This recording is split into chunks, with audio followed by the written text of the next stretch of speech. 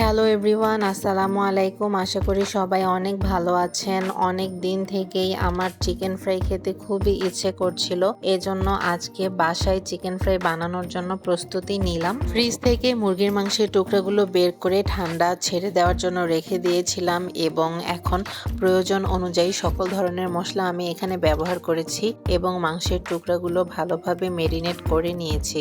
এখন ফ্রিজের মধ্যে 1 ঘন্টার মতো রেখে দিব। সন্ধ্যার জন্য চিকেন ফ্রাই এবং রাতের খাবারের জন্য আরও একটি ফ্রাই আইটেম তৈরি করব। ফ্রিজে কিছু ডায়াবেটিস পাতা ছিল, এই পাতাগুলোকে আমরা ডায়াবেটিস পাতা বলি। এগুলোকে তেলাকুচি পাতাও বলা হয়। এক এক জায়গার মানুষ এই পাতাগুলোকে এক এক নামে চেনে থাকে, তবে যতদূর আমি শুনেছি এই পাতাটি ডায়াবেটিস রোগীদের জন্য নাকি অনেক উপকারী। এই ডায়াবেটিস পাতাগুলোকে দেখতেও অনেক সুন্দর লাগে। পাতাগুলো ভালোভাবে ধুয়ে কুচি কুচি করে নিয়েছি। এখন ডাল দিয়ে এই ডায়াবেটিস পাতার বড়া তৈরি করব। বড়া তৈরি করার জন্য প্রয়োজনীয় সকল ধরনের উপকরণ সাথে ডাল বাটা নিয়ে ভালোভাবে মেখে নিচ্ছি। মিশ্রণটি মাখানো হয়ে গিয়েছে। এখন গোল গোল আকারে বড়ার মতো শেপ করে একটা পাত্রে রেখে দিয়েছি। অন্যদিকে আরও একটা বাটিতে ময়দার গুঁড়ার সাথে প্রয়োজন অনুযায়ী সকল ধরনের মশলা মিক্সড করে নিয়েছি এবং ফ্রিজ থেকে ম্যারিনেট করে রাখা মাংসগুলো বের করে নিয়েছি।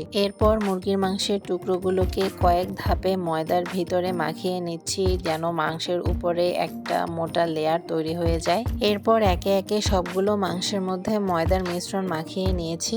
এখন একটা কড়াইতে প্রয়োজন অনুযায়ী তেল দিয়েছি এবং তেল গরম হয়ে আসলে চিকেনের টুকরোগুলো তেলের মধ্যে ভাজার জন্য দিয়ে দিয়েছি। এক পাশ ভাজা হয়ে গেলে অপর পাশ উল্টে দিয়েছি এবং কিছুক্ষণ পরেই তৈরি হয়ে গেছে মজাদার চিকেন ফ্রাই এবং আমরা বিসমিল্লাহ বলে খাওয়া শুরু করে দিয়েছি। অনেক মজাই হয়েছে। চিকেন ফ্রাই খাওয়া হয়ে গেলে আগে থেকে রেডি করে রাখা বড়াগুলো এখন তেলে ভাজার জন্য প্রস্তুতি নিচ্ছি। তেল গরম হয়ে আসলে সবগুলো বড়া ভাজার জন্য দিয়ে দিয়েছি। ডায়াবেটিস পাতার বড়াগুলো এক পাশ ভাজা হয়ে গেলে অপর পাশ উল্টে দিয়েছি এবং কিছুক্ষণ পরেই তৈরি হয়ে গেল কুড়মুড়ে ডায়াবেটিস পাতার বড়া। এই ডায়াবেটিস পাতাগুলো ঢাকা শহরেও বিক্রি করা হয়। আমি অনেক জায়গায় দেখেছি, বাজারে বা পথে অনেকেই এগুলো বিক্রি করেন। এর আগেও আমি ডায়াবেটিস পাতার বড়ার অনেকগুলো ভিডিও দিয়েছি। আপনারা সবাই অবশ্যই বানিয়ে খাবেন। আজকে এই পর্যন্ত, আল্লাহ হাফেজ।